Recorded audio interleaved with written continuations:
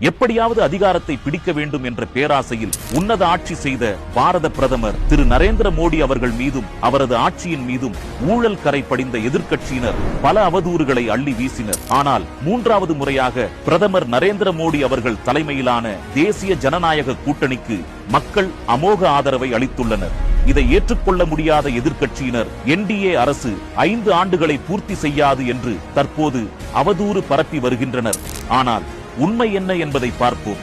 2019இல் பிரதமர் திரு நரேந்திர மோடி அவர்களின் அரசுக்கு தனி பெரும்பான்மை கிடைத்த போது கூட பல்வேறு கட்சிகளுடன் கூட்டணி ஆட்சி அமைத்தது பாஜக.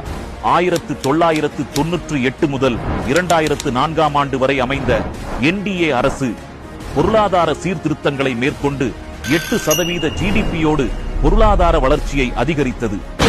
பொக்ரான் அணுகுண்டு சோதனை செய்தது என முக்கிய முடிவுகளை கூட்டணி கட்சிகளின் ஒருமித்த கருத்துடன் எடுத்தது.